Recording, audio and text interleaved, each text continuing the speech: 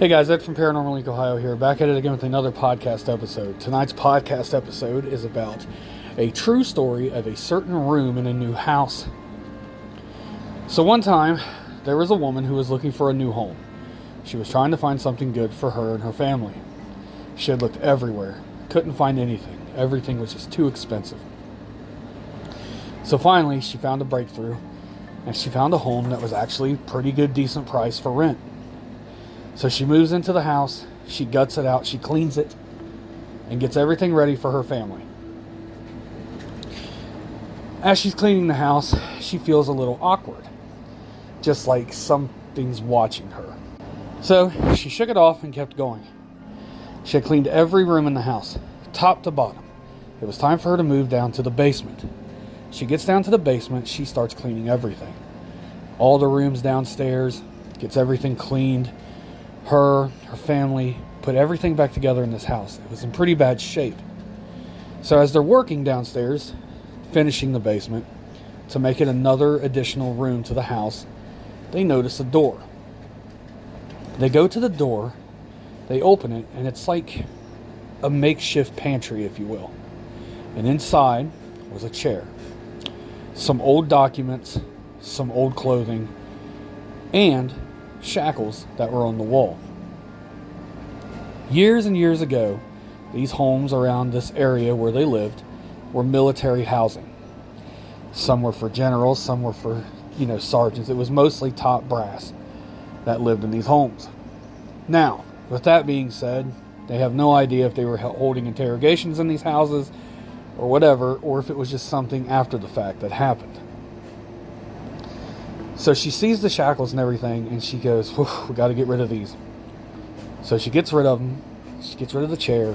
She starts to go through the paperwork and the documents inside of the room. She notices that it's a lot of birth certificates, social security cards, personal information that these people have left behind. Well, with her being good friends with the landlord that got her to come to look at the house, she told him to get a hold of them or just see if he can get their info for her. That way she can give everything back to him. So the landlord got all their information, sent it to her, and she started emailing these people. One by one, the emails came back, and they all pretty much said the same. We don't want it. Whatever is in that room, we want nothing to do with it. Take my documents, whether it's birth certificates, social security cards, whatever it is, and burn it. Destroy it. We don't want it.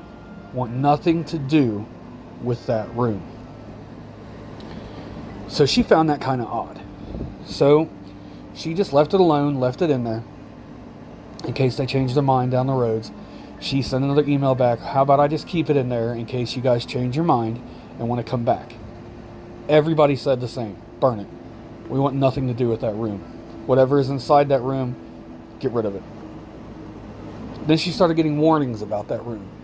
Things are going to happen in the house, and it's all going to come from that room. So, as time goes on, she continues to renovate the house. Everything's coming in this order. She moves her family in. They're there. They're having a great time in their new home. Things start acting funny in the basement. Stuff gets thrown. Stuff gets moved and put where it's not supposed to be. Random things just fly off the shelf. Doors will slam shut or they'll open on their own. And she hears what sounds like voices coming from the room. She didn't know if the kids were hearing it as well. She didn't say anything because she didn't want to scare anybody, any of the kids. Until her youngest came and told her that upstairs by his room, he would see what looked like a little girl walking back and forth. And the little girl would try to talk to him. So she took this information and said, okay, it's probably just an active imagination, and just went from there with it. She didn't think anything about it until the oldest son would tell her that he would feel weird up in his room. It just felt like something was watching him.